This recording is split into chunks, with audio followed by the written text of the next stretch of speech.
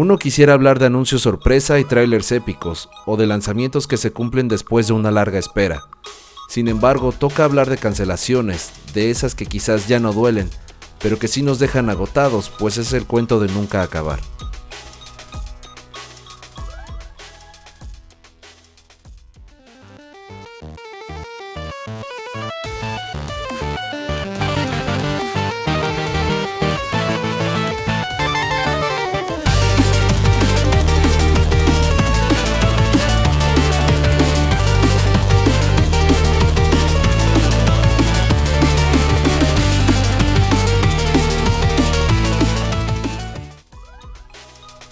Lamentablemente, la industria de los videojuegos está pasando por una crisis muy fuerte y no ha habido mes alguno desde la pandemia de 2020 en la que no haya una dosis de polémica, y con ella esa pequeña sensación de decepción por parte de los que somos aficionados o incluso encontramos un escape a otros mundos a través de los videojuegos.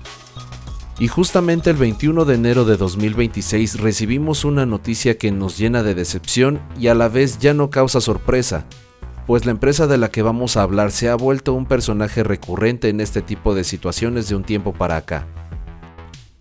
Ubisoft anunció recientemente la cancelación de varios proyectos, entre ellos títulos que llevaban años cocinándose a fuego lento, tan lento que se evaporó el agua, se quemó todo, incluyendo la fe de los fans otra vez. ¿Qué está pasando realmente? En papel, Ubisoft dice reestructuración, optimización, reenfoque estratégico, típico lenguaje de empresas. En palabras simples, estamos apagando incendios. O desde otra perspectiva, uno podría decir que están tapando un hoyo con otro hoyo. Este tipo de situaciones han ido impactando a diversos estudios de desarrollo de videojuegos e incluso a diversas ramas en el mundo del entretenimiento y la tecnología, pues constantemente se busca reducir costos y recuperar ganancias, pero siempre a costa de la gente que ha hecho que dichas empresas se encuentren donde están ahora, tirando a la basura el esfuerzo de todos los involucrados o incluso poniendo el último clavo al ataúd en algún proyecto que estaba destinado al fracaso desde su misma concepción, y lamentablemente hay muchos ejemplos de eso. La industria está en un punto incómodo, costos de desarrollo inflados, juegos como servicio que no despegan, expectativas irreales y jugadores que ya no compramos promesas, sino que exigimos resultados. Ubisoft no ha sido la única empresa que pasa por esto, pero sí ha sido una de las que más ruido ha hecho cuando tropieza, ya que han sido muchos fallos uno detrás del otro. Simpson, no puedes pasar 5 segundos sin humillarte solo. ¿Cuánto duré? De todos los proyectos que fueron puestos a dormir debido a la reciente decisión administrativa, quizás la que más resuena es la de Prince of Persia: The Sands of Time Remake. Aunque siendo honestos, esta no se siente como si hubiera sido cancelada de golpe, sino que fue una muerte lenta, pública y totalmente documentada.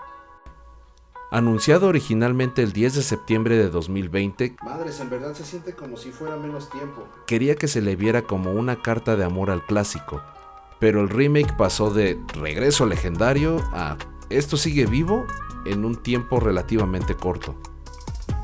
Hablamos de años de desarrollo, múltiples estudios involucrados, cambios de liderazgo, reinicios internos, silencios incómodos y más comunicados que gameplays. Fue un proyecto que pasó por tantas manos que más bien parecía herencia mal repartida. The Sands of Time no es cualquier juego, es infancia, nostalgia, uno de los pilares del 3D moderno y el Ubisoft antes de ser el monstruo corporativo que es ahora. Cuando se reveló el primer vistazo al proyecto, el internet no fue para nada amable. Los modelos eran cuestionables, las animaciones lucían rígidas, la iluminación parecía extraña y por obvias razones las reacciones no se hicieron esperar. Hubo comparaciones con juegos de generaciones pasadas, memes, videos resaltando cuadro a cuadro las carencias del producto y la frase maldita: esto más bien parece un juego de celular.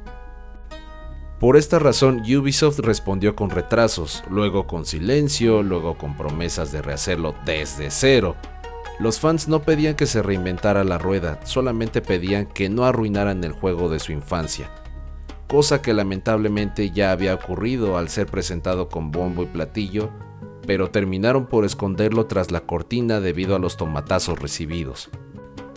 Cada nueva actualización decía lo mismo: seguimos aquí, ahora sí, lo estamos haciendo bien, pero nunca vimos ningún tipo de resultados. Y cuando finalmente se confirmó la cancelación, no hubo furia ni caos, simplemente resignación y frases como: era obvio, ya se veía venir, ya estaba muerto desde el inicio. Ese tipo de frases son peor que el odio, pues denotan no el coraje del público, sino el desinterés e indiferencia que sentían por la falta de novedades reales sobre el proyecto. Cuando una comunidad deja de pelear por algo es porque ya hizo el duelo desde mucho antes. El trabajar en un proyecto AAA ya no es solo hacer un juego, es apostar millones durante años con una audiencia que ya no perdona.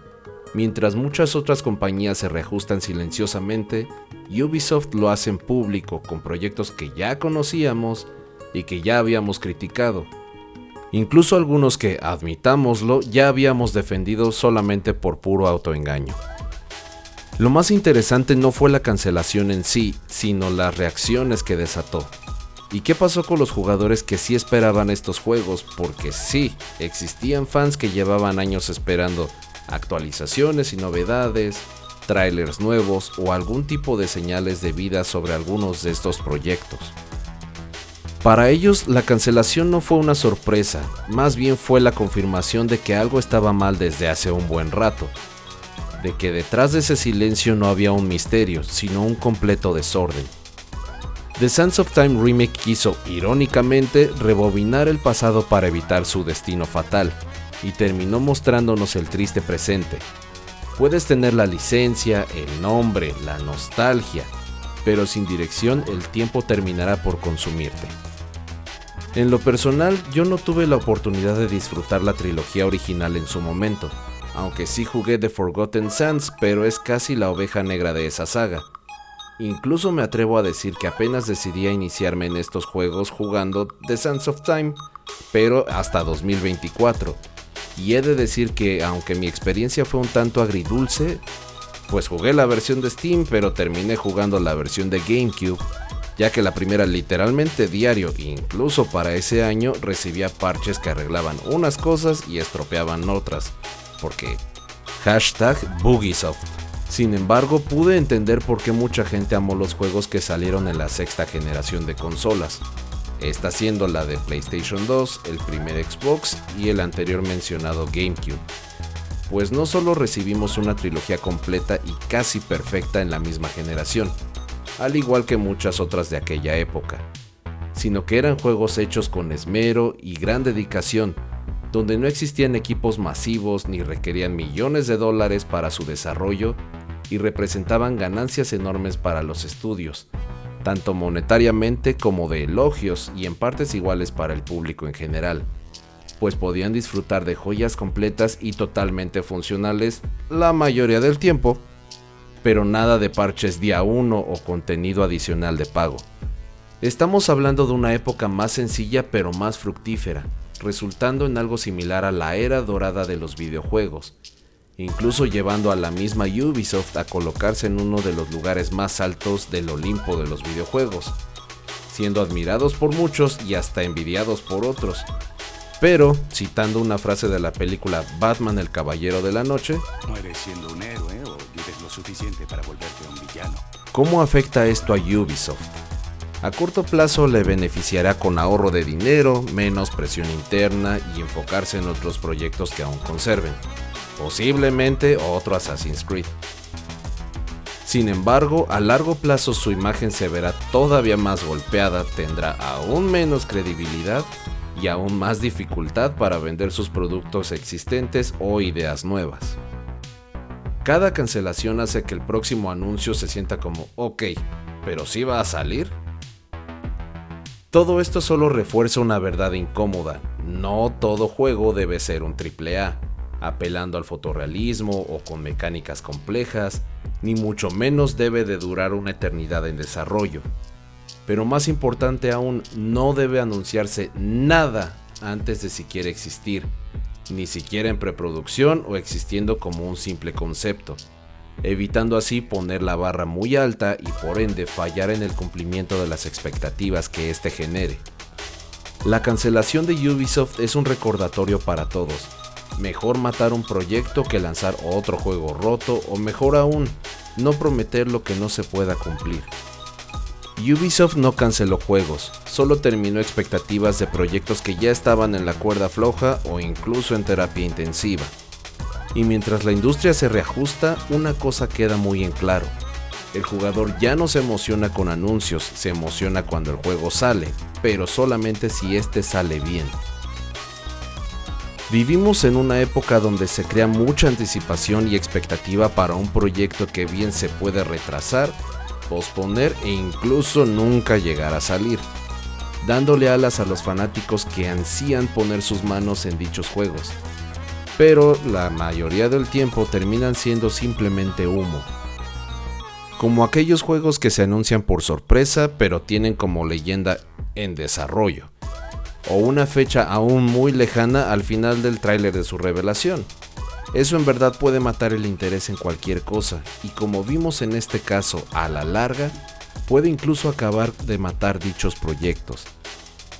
Ni los jugadores ni los estudios se merecen quedar en ese limbo, mientras las empresas solo disponen sin siquiera conocer el alcance y la verdadera riqueza que tienen en sus manos, más allá de los números que pueden palpar.